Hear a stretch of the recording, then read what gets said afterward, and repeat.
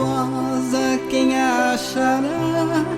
O seu valor excede o de finas joias, o coração do seu marido confia nela. Bom dia, queridas ouvintes. Graças ao Senhor, sábado, dia 13 de dezembro. Graças a Deus, mais um final de semana. Hoje tem reunião à noite, reunião ministerial. Então, graças a Deus, vamos nos arrumar logo mais para celebrarmos uma festa ao Senhor. E o programa Mais Amorosas oferece para vocês a pura palavra de Deus e, como sempre, iniciando com provérbios, palavras de sabedoria. E o provérbio de hoje fala assim: quem teme ao homem arma ciladas, mas o que confia no Senhor está seguro. Provérbios 29 e 25. Temos como título Confiar em Deus. Esse texto é do livro Dias Mais Sábios, da editora Árvore da Vida, autor Pedro Dong. E vamos lá. Há um ditado chinês que diz: um ladrão desconfia de tudo e de todos, pois ele acha que todos à sua volta são como ele. Caim, depois de matar o seu irmão Abel por ciúmes, considerou muito pesado o castigo de Deus. Ser lançado fora da sua presença, ser fugitivo e errante pela terra, temendo ser morto por seu semelhante. Gênesis 4, 13 e 14. Um homicida pensa como homicida. Em Deus, o homem estava protegido e seguro. Depois que perdeu a sua presença, precisou fabricar armas para se defender. Da descendência de Caim vem Tubal-Caim, artífice de todo o instrumento cortante de bronze e de ferro. Não importa quão blindado esteja o homem que vive longe da presença de Deus, nunca terá a sensação de segurança plena, pois Ele é a verdadeira segurança. Amém. Deus é a nossa verdadeira segurança. Quem vive assim passa então a desconfiar de todos e até da própria sombra, não tendo mais descanso.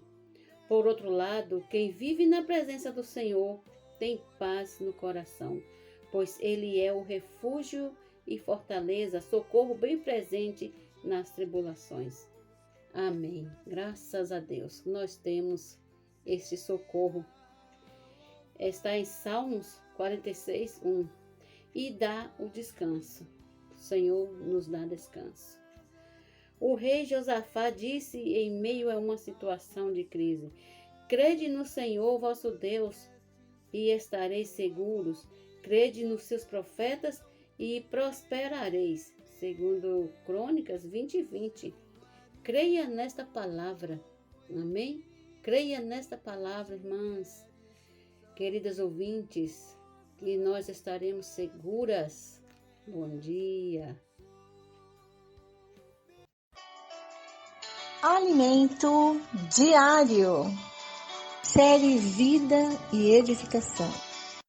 Autoria Pedro Dong.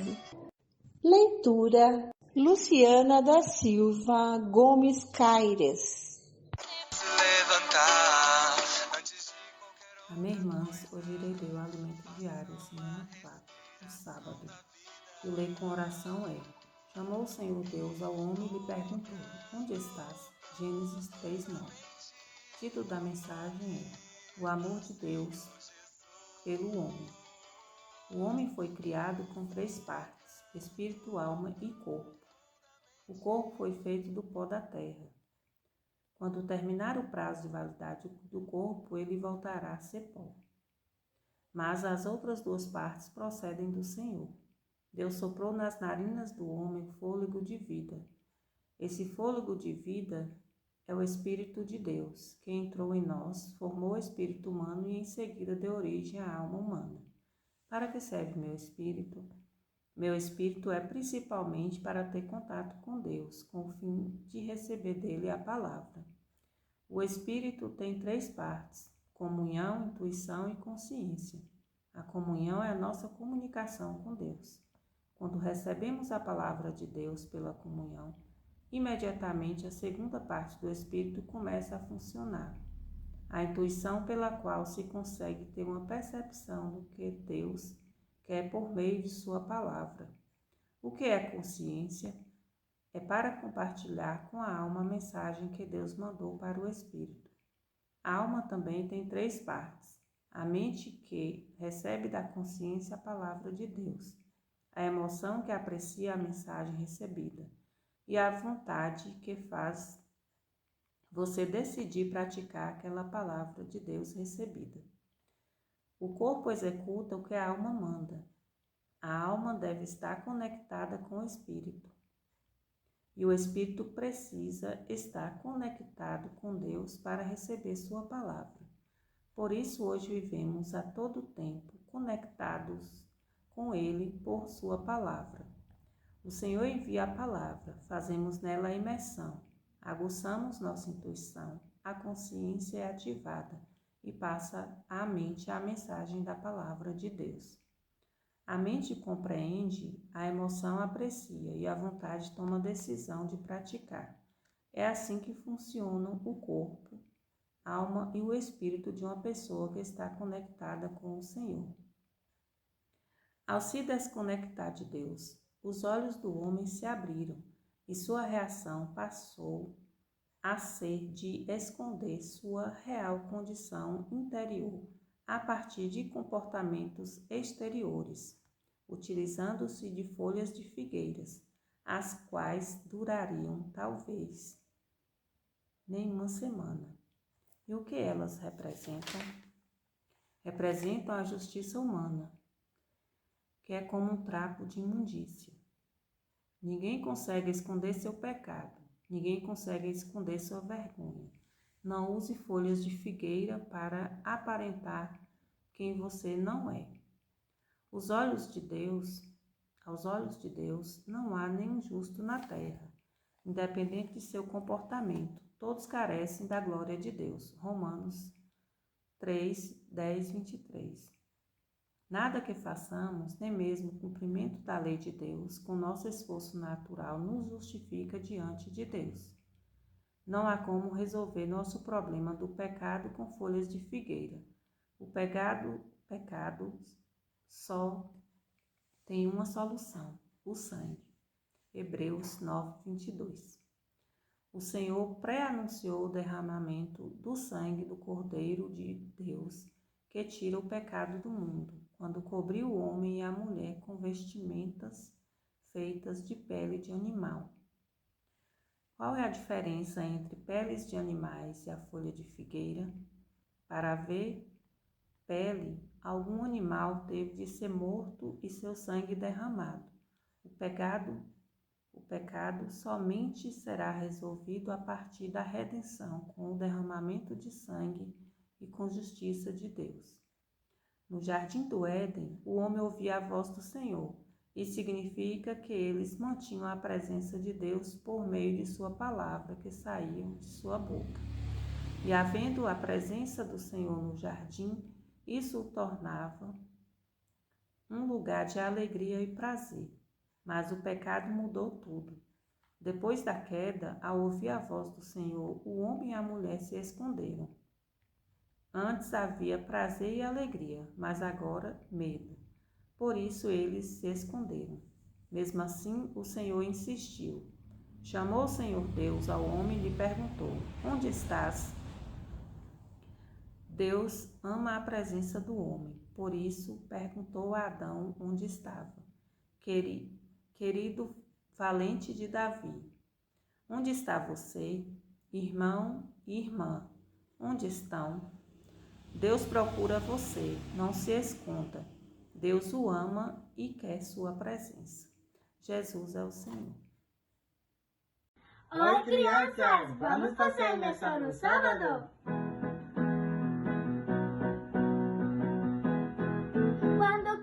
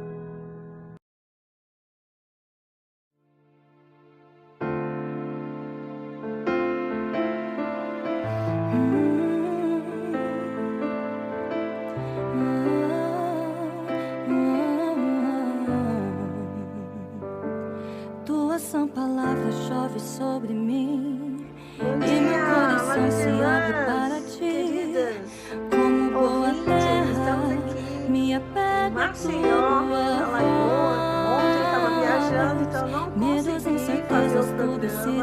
Eu tô colocando no ar, Quando as raízes se sábado, aprofundam hoje no mais, ar, peço eu absorvo a desculpas, chuva mas que a a viagem seu foi tempo longa e a gente cai. tem fazer durante o Como a percurso, né? chuva Mas que rega a nós plantação, vamos dar continuidade desce aqui sobre à nossa mim, desce leitura. sobre E mim. hoje vamos falar sobre Obadias. Então, eu quero orar, né? Para que a gente possa será meu fazer coração uma leitura que a com muita luz, né? palavra Com os olhos tenha abertos, fruto né? em Com os olhos do nosso coração, mim, assim, abertos como para a receber a palavra do Senhor. chuva que E traz o também que o Senhor possa falar aos nossos corações. desce Que sobre mim, qualquer desce sobre mim. Terra fértil, eu vou te oferecer, que a palavra tenha fruto em mim. Obrigada, Senhor. Obrigada pela palavra profética que nos dá direção. Obrigada pela palavra da verdade, que é o próprio Cristo, que nos traz a vida, a árvore da vida, que nos enche de espírito, do azeite, né? O azeite para nossas lâmpadas. Ó, Senhor, está na palavra do Senhor. Jesus Cristo é o Espírito. E Ele entra em nós, traz toda a luz para a gente, iluminando os nossos passos. A palavra do Senhor é maravilhosa e cada dia, cada ano que a gente lê é nova. Muito obrigada, Senhor, por esse frescor, por essa novidade de vida que nós só encontramos na Bíblia. Que é o livro mais lido no mundo. Ó Senhor Jesus, a Bíblia. Nós louvamos o Senhor por ter preservado as suas palavras para nós e no tempo certo o Senhor abriu para a gente, abriu nosso entendimento para que a gente pudesse compreender que o Senhor tem um propósito aqui na terra e nós fazemos parte desse propósito eterno. Deus quer encabeçar todas as coisas. Senhor Jesus, o Senhor começa conosco, nos governando, né? O Senhor é a nossa cabeça, que nos dirige, que nos governa. Graças a Deus. Aleluia! Obrigada por essa leitura bíblica de sábado. Vamos lá? Quero falar um pouquinho sobre esse profeta, como a gente tem feito todos os dias aqui, falando um pouquinho sobre ele, sobre o livro, né, que ele escreveu. Muitos livros proféticos, eles contêm profecias, né, contra diversas nações, como a gente viu em Amós, né, em outros livros, Oséias e tudo mais, e tantos outros livros. Mas Obadias, ele focaliza somente na nação de Edom. Quem é Edom? A gente já sabe, né? São os descendentes de Esaú, irmão de Jacó, que vendeu o seu direito de primogenitura por um prato de lentilha, né? E o Senhor deu então a primogenitura para Jacó, né? Então Jacó sempre almejou a bênção, sempre quis a primogenitura. E Esaú não valorizou a sua primogenitura, pelo contrário, ele vendeu por um prato de lentilha. E lá na frente a gente vê Jacó enganando o próprio Isaac ali, né? Mas, na verdade, Esaú já tinha vendido há muito tempo atrás esse direito de primogenitura. Quando Jacó, né, insistiu com ele, só dou a sopa para você se você me der o seu direito de primogenitura. E ele vendeu o seu direito por um prato de lentilha. O Senhor viu isso. E lá no futuro, o Senhor deu para Jacó, de fato, a bênção de Isaac, né? Por isso, eles acabaram se ficando inimigos, né? Porque Esaú se sentiu enganado. Ele se esqueceu, provavelmente ele se esqueceu, né? Que quando mais jovem, ele tinha vendido esse direito para o seu irmão mais novo. Muito bem, então o Senhor vai julgar essa descendência dele, né? E E Obadias vai falar fielmente o que Deus fala para esse povo, a nação de Edom. Bom, esse livro é de apenas um capítulo e supostamente o autor deste livro é o próprio Obadias, cujo nome significa servo do Senhor. É um nome hebraico muito comum. Pelo menos outros 12 homens no Velho Testamento têm esse nome, Obadias. Qual é o contexto histórico desse livro? Há debate quanto à época em que Obadias foi escrito, em que o livro de Obadias foi escrito, com uma ampla variedade de datas propostas aqui, indo desde o século X até o século V a.C., né? E qual é a mensagem que esse livro traz, né? Qual é o propósito desse livro? É o juízo por causa da presunção arrogante de Esaú. Deus proferiu um juízo contra Edom por causa da sua arrogância em confiar em sua proteção geográfica, que aqui está nos versículos 3 a 5. Em seus tratados diplomáticos, que está no versículo 7, e no conselho de seus sábios renomados, que está no versículo 8 e também em Jeremias 49, versículo 7. Em vez de confiar no Deus verdadeiro, que é o Deus de Israel, os edomitas estavam duplamente enganados. Eles dependiam do seu próprio entendimento humano, como vai nos dizer os versículos 3 e 8, e acreditavam na lealdade de seus aliados, confiavam nos outros, né? Portanto, Deus iria derrubá-los de seus montes elevados e tirá-los de suas cavernas. Bem, esse é um breve resumo, né? Bom, dito isto, não temos muita coisa para falar sobre Obadias, né? São essas as notas principais. E agora vamos então à leitura do livro, usando a versão NAA. Obadias, capítulo 1, versículo 1. Deus castigará Edom. Assim diz o Senhor, o Deus, a respeito de Edom. Ouvimos uma notícia vinda do Senhor e um mensageiro foi enviado às nações para dizer: preparem-se para a guerra contra Edom. Eis que fiz de você uma nação pequena entre as outras, muito desprezada. O orgulho do seu coração o enganou. Você vive nas fendas das rochas, num lugar elevado, e diz em seu íntimo: quem poderá me jogar lá para baixo? Versículo 4. Ainda que você suba como a águia e faça o seu ninho entre as estrelas, de lá eu o derrubarei, diz o Senhor. Se ladrões o atacassem, ou assaltantes viessem de noite, como você está destruído? Não levariam só o que lhes bastasse? Se fossem até você, os que colhem uvas, não deixariam pelo menos alguns cachos? Como foram saqueados os bens de Esaú? Como foram vasculhados os seus tesouros escondidos? Todos os seus aliados, ó Edom, o empurraram para fora do seu território.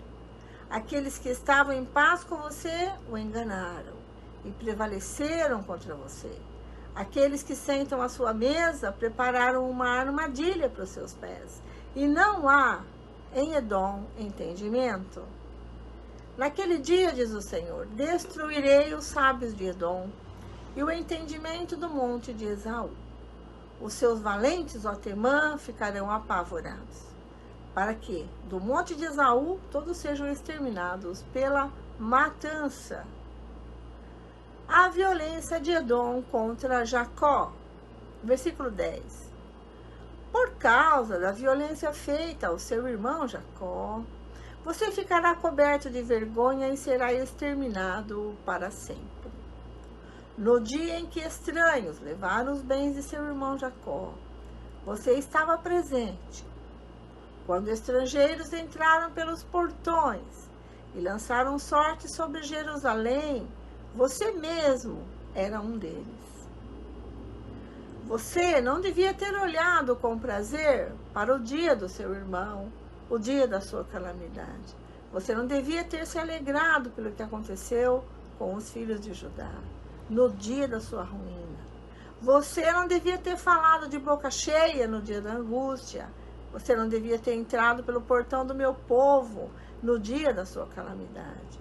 Você não devia ter olhado com prazer para o seu mal no dia da sua calamidade. Você não devia ter posto as mãos sobre os seus bens no dia da sua calamidade. Você não devia ter parado nas encruzilhadas para exterminar os que escapassem. Você não devia ter entregado ao inimigo os que escaparam com vida no dia da angústia. Olha, por que o Senhor está julgando Edom? Por causa de Jacó. Por causa do orgulho de Edom e pelo descaso que ele fez para com o povo do seu coração, o povo de Israel. Versículo 15. Porque o dia do Senhor está prestes a vir sobre todas as nações. Você será tratado da mesma forma como tratou os outros. O mal que você fez cair sobre a sua cabeça. Porque assim como vocês beberam no meu santo monte, assim todas as nações beberão sem parar. Irão beber, engolir e serão como se nunca tivessem existido. Mas no Monte Sião haverá livramento. O monte será santo e os da casa de Jacó tomarão posse da sua herança. A casa de Jacó será fogo e a casa de José será chama, mas a casa de Esaú será palha. O fogo e a chama incendiarão a palha e a consumirão, e ninguém mais restará da casa de Esaú, porque o Senhor o falou. Os de Neguebe tomarão posse do monte de Esaú, e os de Cefelá ocuparão o território dos filisteus. Tomarão posse também dos campos de Efraim e dos campos de Samaria, e Benjamim tomará posse de Gileade. Os cativos do exército dos filhos de Israel tomarão posse do território dos cananeus até Sarepta, e os cativos de Jerusalém, que estão em Sefarate, tomarão posse das cidades do sul. Salvadores hão de subir ao Monte Sião para julgarem o monte de Esaú, e o reino será do Senhor. Uau! O Senhor agindo como um forte aqui contra Edom, a descendência de Esaú. Então vamos agora aos nossos comentários. Os edomitas, que são os descendentes de Esaú, eles são vistos como irmãos de Israel, como o Senhor fala aqui. Quando Israel estava saindo do Egito, os edomitas negaram passagem por seu território a Israel. E isso ficou registrado no coração de Deus, Eles também lutaram contra Davi. Davi resistiu à invasão de Edom contra Israel e massacrou 18.000 edomitas na região do Mar Morto, a fim de proteger ainda mais a fronteira sudeste de Israel. Davi construiu guarnições sujeitas a ele por todo Edom. E o Senhor também marcou, como você pode ver no versículo 12, quando o povo estava sendo exilado por Babilônia, estava sendo levado cativo. No versículo 12, ele olhou com desprezo, como quem diz, bem feito, Olha o que aconteceu com você, Era o dia da calamidade. Então, o Senhor diz assim, você não devia ter se alegrado pelo que aconteceu com os filhos de Judá no dia da sua ruína. Você não devia ter falado de boca cheia no dia da angústia. Então, você não devia ter entrado pelo portão do meu povo no dia da calamidade e olhado com prazer o seu mal. Ó, Senhor Jesus. Então, tudo isso ficou registrado e o Senhor vem julgar agora. E Obadias fala também sobre, e no versículo 15 é mencionado o dia do Senhor, quando o Senhor virá julgar. Ele está prestes a vir sobre todas as nações, não é só sobre Edom, é sobre todas as nações. E Edom vai ser tratado da mesma forma que ele tratou Israel. E o mal que ele desejava para Israel iria recair sobre ele. Olha a lei do retorno aí, né? Mas o Senhor deixa claro no versículo 17: mas no meu monte Sião haverá livramento. O monte será santo e os da casa de Jacó tomarão posse da sua herança. Então, olha, eu achei muito legal isso aqui, né? Porque ele abriu mão da sua herança, né? Ele, como primogênito, teria parte dessa herança de Canaã. Mas quando ele, estou me referindo a Esaú, ele vendeu seu direito de primogenitura, ele também perdeu o direito da herança. Então o Senhor está mostrando aqui para ele: você vai ser julgado e Israel vai receber a sua porção, vai receber a sua herança. Ó Senhor Jesus. Então ele diz, os do Negueb, no versículo 19, ele deixa bem claro, assim, né? Para quem vai ser dividida essa herança, né? Os de Negueb tomarão posse do monte de Esaú. Ele vai ficar sem herança. E os de Negueb vai tomar posse do monte de Esaú, do monte de Edom. E os de Cefelá ocuparão o território dos filisteus.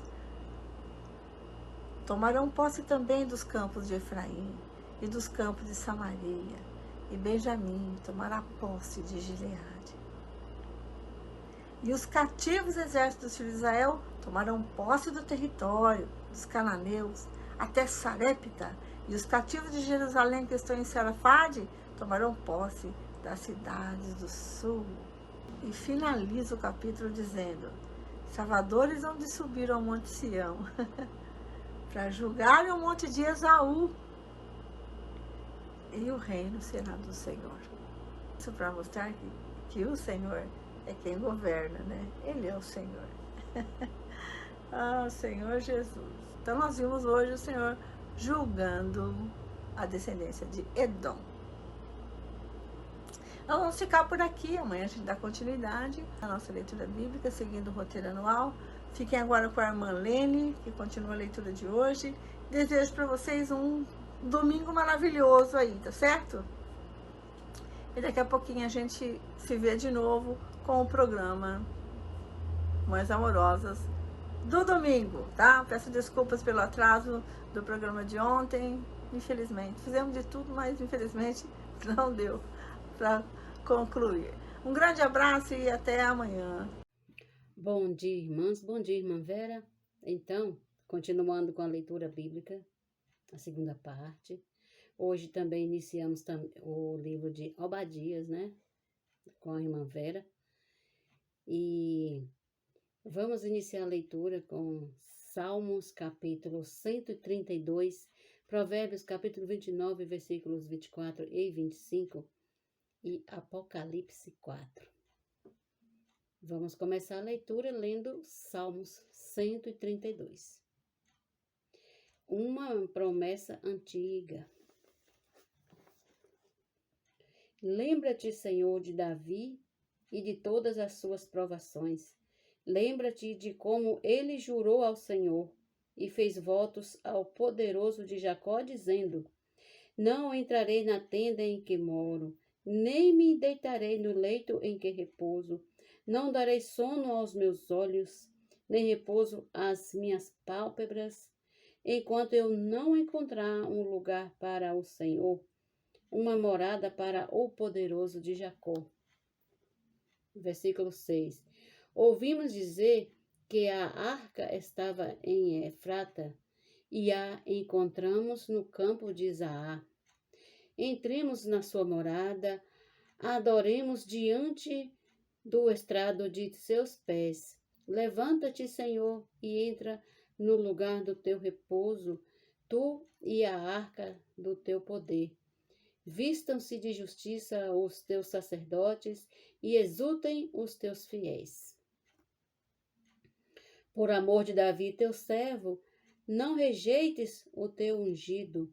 O Senhor jurou a Davi com firme juramento, e dele não se desviará. Farei com que no seu trono se assente um dos seus descendentes, Se os filhos de você guardarem a minha aliança e o testemunho que eu lhes ensinar, também os filhos deles se assentarão para sempre no meu trono. Versículo 13. Pois o Senhor escolheu Sião, proferiu-a por sua morada, dizendo: Este é para sempre o lugar do meu repouso. Aqui habitarei, pois este é o meu desejo. Abençoarei com abundância o seu mantimento, e de pão fartarei os seus pobres. Vestirei de salvação os seus sacerdotes, e de júbilo exultarão os seus fiéis. Ali farei brotar o poder de Davi, prepararei uma lâmpada para o meu ungido, cobrirei de vexame os seus inimigos, mas sobre ele brilhará a sua coroa. Amém? Agora vamos ler Provérbios, capítulo 29, e o versículo 24 e 25. Quem tem parte com um ladrão odeia a própria alma. Mesmo ouvindo a maldição, permanece calado. Quem tem medo dos outros cai numa armadilha, mas o que confia no Senhor está seguro. Amém?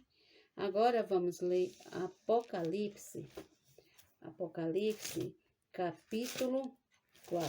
A visão do trono de Deus. Depois destas coisas, olhei, e eis que havia uma porta aberta no céu. E a primeira voz que ouvi, que era como de trombeta, ao falar comigo, disse: Suba até aqui, e eu lhe mostrarei o que deve acontecer depois destas coisas. Imediatamente eu me achei no espírito, e eis que havia um trono armado no céu, e alguém estava sentado no trono.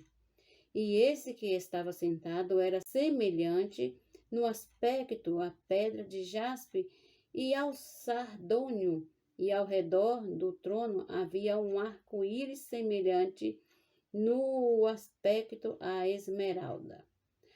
Ao redor do trono havia também 24 tronos, e neles estavam sentados 24 anciãos, vestidos de branco e com coroas de ouro na cabeça. Do trono saíam relâmpagos, vozes e trovões, e diante do trono estavam acesas 7 tochas de fogo, que são os 7 Espíritos de Deus. Diante do trono havia algo como um mar de vidro semelhante ao cristal. No meio do trono e à volta do trono havia também 4 seres viventes cheios de olhos por diante e por detrás. O primeiro ser vivente era semelhante a um leão, o segundo era semelhante a um novilho, o terceiro tinha o rosto semelhante ao de ser humano, e o quarto ser vivente era semelhante à águia quando está voando. E os 4 seres viventes, tendo cada um deles, respectivamente, 6 asas, estavam cheios de olhos ao redor e por dentro. Não tinham descanso nem de dia, nem de noite, proclamando: Santo, Santo, Santo é o Deus, é o Senhor, o Deus Todo-Poderoso, aquele que era, que é e que há de vir. Sempre que esses seres viventes davam glória, honra e ações de graças ao que está sentado no trono, ao que vive para todo sempre, os 24 anciãos se prostravam diante daquele que está sentado no trono, adoravam o que vive para todo sempre e depositavam as suas coroas diante do trono, proclamando: Tu és digno, Senhor Deus nosso, de receber a glória, a honra e o poder, porque criaste todas as coisas, e por tua vontade elas vieram a existir e foram criadas. Amém?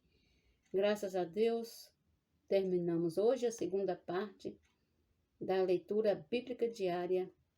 Se as irmãs quiserem, podem reforçar durante o dia em que estiverem descansando e ler novamente o Salmo 132, os Provérbios 29, 24 e 25 e esse capítulo que acabamos de ler de Apocalipse, o 4. Também tem um livro que a irmã Vera leu, Obadias, lá do Velho Testamento, capítulo 1. Ruminar, né? Ler de novo, né? Para ficar mais constituída da palavra. Amém. Até amanhã, se Deus quiser, com mais leitura bíblica. Bom dia.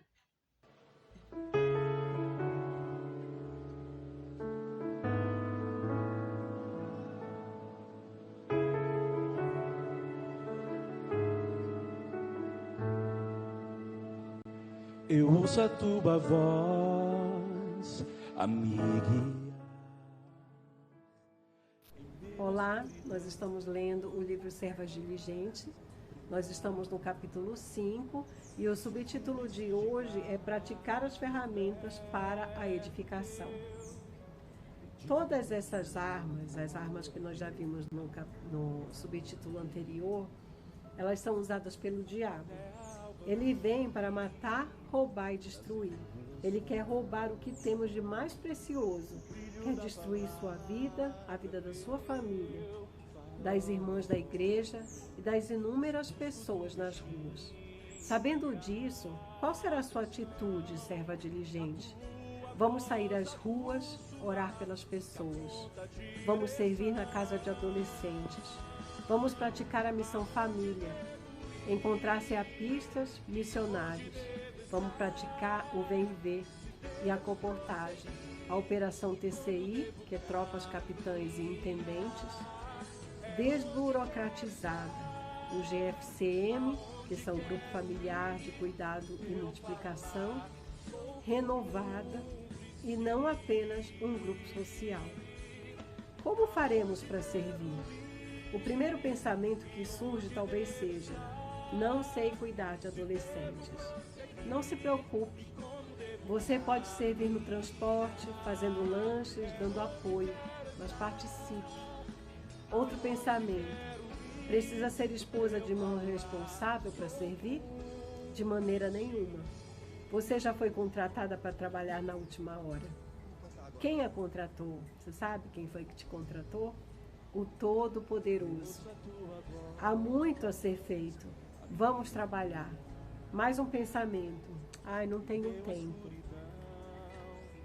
Você pode praticar a missão família. Pegue 2 contatos gerados pelos comportores e outros irmãos e irmãs da igreja. Faça uma oração. Envie imersão via WhatsApp. Você também pode criar uma lista de transmissão pelo WhatsApp e enviar a imersão para várias pessoas ao mesmo tempo. Não pare por aí. Faça uma sugestão para o seu contato e enviar a imersão para outros. Quem vai fazer a obra? A palavra profética. Investir no reino é possível? Você pode pensar: mal tenho recursos financeiros para pagar as minhas contas. Que engano! Não espere ter dinheiro para ofertar. Deixe a calculadora de lado e permita que o Espírito atue. Oferte. As paixões da carne acabam por nos levar a ter problema com o governo de Deus. Isso está em 2 Pedro 2, de 10 a 12. Problemas desse tipo ocorrem com muitos que já não estão em nosso meio. Com certeza você se lembra de alguém. Não pensemos que andar na carne é questão só de moralidade. Andar na carne pode ser muito mais do que isso. E o resultado será prejuízo para Deus, para você e para a edificação da igreja. Vamos ter cuidado de seguir de perto a palavra profética e a direção do Espírito. Em Gálatas 5:21 vemos: e coisas semelhantes a estas, a respeito das quais eu vos declaro, como já outrora vos preveni, que não herdarão o reino de Deus os que tais coisas praticam. Que esclarecimento Deus nos preparou nos tempos finais? Qual será a sua reação? Foge ao trucim das paixões da mocidade e segue a justiça, a fé, o amor e a paz com os que de coração puro invocam o Senhor. Você quer o galardão? Quer reinar com Cristo? Queremos que nosso querido Senhor volte brevemente para sermos arrebatados vivos. E como faremos para isso ocorrer? Seguir a palavra profética de perto para andar no Espírito. Essa resposta está em Gálatas 5,16. Digo-vos, porém, andai no Espírito e jamais satisfareis a concupiscência da carne. Mas para andar no Espírito diariamente, a todo tempo, a serva que é diligente precisa fazer escolhas. A primeira escolha, a primeira delas é dedicar seu amor reverente à palavra profética, conforme vemos em Isaías 66:2, na versão King James atualizada. Querida serva, qual tem sido sua atitude em relação à palavra? Sabe por que a serva diligente tem reverência à palavra? Porque ela crê com toda a força do seu coração que essa palavra não é palavra de homem, e sim, como na verdade é, a palavra que sai da boca de Deus. Por isso ela valoriza, e por valorizar, toma decisões. Ela decide acompanhar de perto a palavra profética, ouve e faz a transcrição. Ela pega no seu caderno, sua caneta, ouve e anota a palavra que está ouvindo. Sim, a serva diligente, ela tem reverência, valor à live de quinta-feira, a live do PAC de sábado e a palavra profética do domingo. Pode transcrever em um caderno específico ou até em mais de um caderno. Uma para a mensagem, outra para as lives. Por amar de forma reverente a palavra e ter a convicção de que se ela crê, essa palavra ela vai operar de forma eficaz. Ela não perde nada. Mesmo que não consiga assistir na hora, o que ela faz? Assiste depois. E de preferência, que seja na mesma semana, ainda para não perder o sussurro do Pai. Ó Senhor Jesus, graças ao Senhor, né, irmãs, que nós temos ferramentas que nos levam a viver no Espírito. Porque às vezes fica algo superficial, né? Como que eu faço para viver no Espírito? Como que eu faço para ter esses frutos? Na verdade, o que faz isso é o próprio Senhor, é a palavra. E se nós amarmos com reverência essa palavra, nós fizermos imersão, nós orarmos, fizermos transcrição, sabe? Se a gente valorizar essa palavra, nós nos alimentarmos dessa palavra, ela vai habitar ricamente no nosso interior.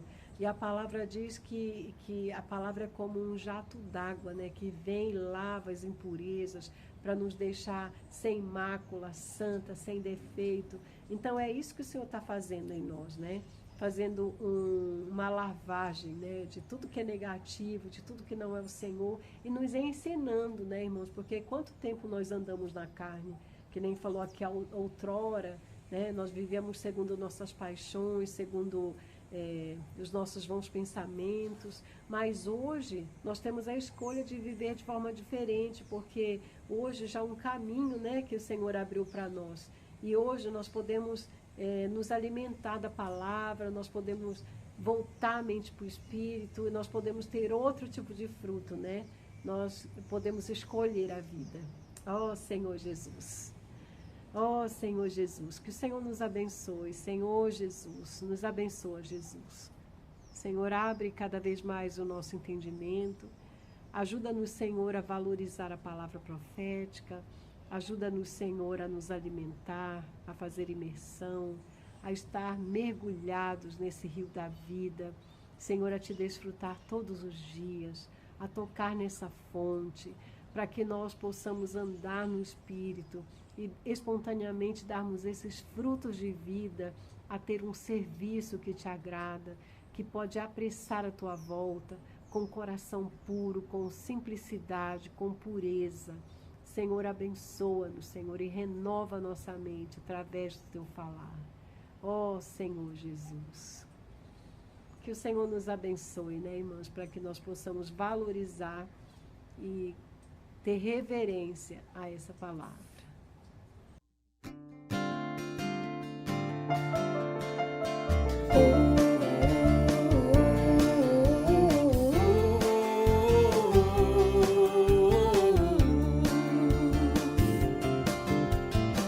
Há uma nuvem que se move sobre a igreja. Há uma voz que chama todos a peleja. Que vai ouvir o falar que vem do trono de Deus. Chegou a hora de deixar o que é impuro. Chegou o tempo de crescer e ser maduro. Que vai lutar pra vencer, gerar um filho varão. Eis-me aqui, não vou temer, atendo o teu chamado. Vou prosseguir, sempre buscar as coisas lá no alto. Obedecer, sem duvidar, murmurações eu deixo. Se não for teu, deixo pra trás, assim em Cristo cresço.